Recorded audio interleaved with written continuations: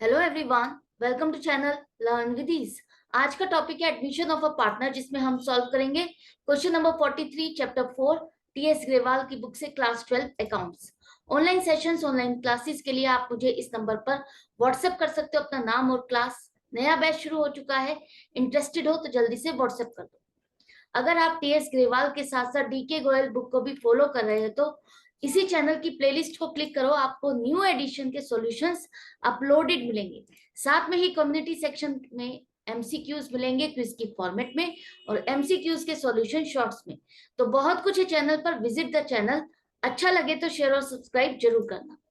आज के क्वेश्चन में दो पार्टनर है एक्स और वाई। Profit sharing ratio 3:2।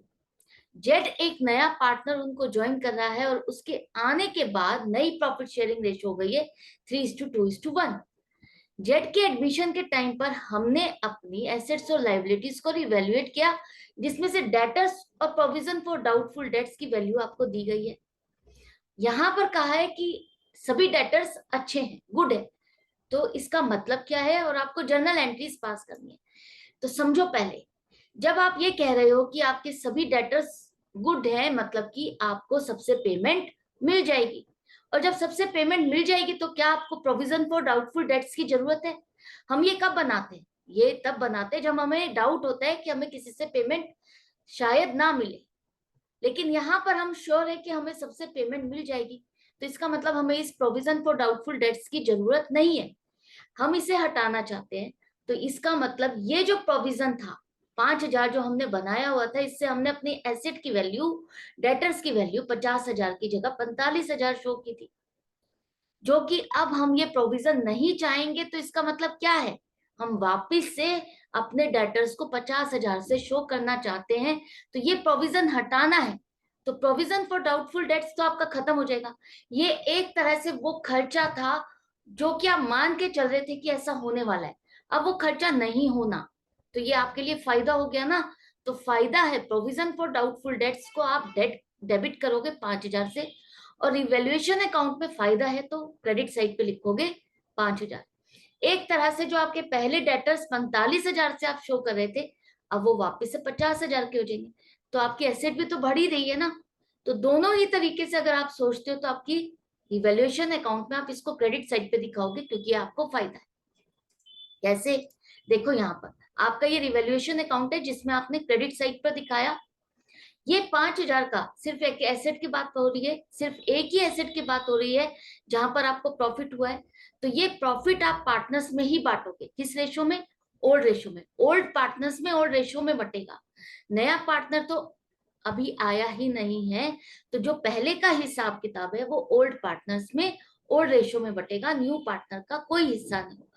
तो 5,000 को आप दोनों पार्टनर्स में बांटोगे ओल्ड रेशो में, और इनके कैपिटल अकाउंट में ट्रांसफर करोगे, क्रेडिट करोगे।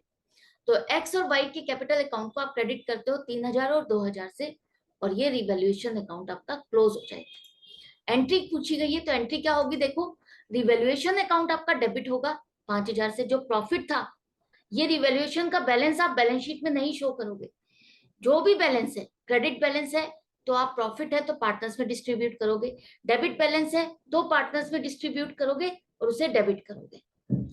यहाँ पर जो भी बैलेंस होगा उसको ट्रांसफर करने के बाद आपको इसको क्लोज करना होता है, जीरो करना होता है। तो ये बैलेंस आपने 5,000 का पार्टनर्स में डिस्ट्रीब्यूट किया, उनके कैपिटल अकाउंट में क्रेडिट किया। तो ये दो एंट्रीज बनेगी। आई होप आपको अच्छे से समझ में आ गया है, पर्पस, मीनिंग, प्रेजेंटेशन, सब कुछ।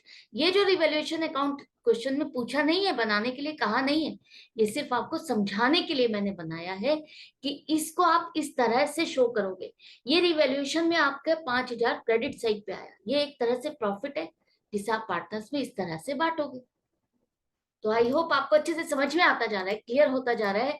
जब एक चीज एक बार में समझ में आ जाती है तो वो जो टॉपिक है ना आपका पक्का हो जाता है, और जो समझ में नहीं आती तो वो आप कितनी भी कोशिश कर लो वो नहीं आएगी। क्यों? क्योंकि आपने उसको ध्यान से पूरा समझा ही नहीं। तो आपको क्या करना है, पूरा अच्छे से शुरू से लेकर एंड तक देखना है, समझना है कि ये हो क्या रहा है, और उसके लिए प्रैक्टिस करनी है, तभी वो कॉन्सेप्ट आपका पक्का होगा।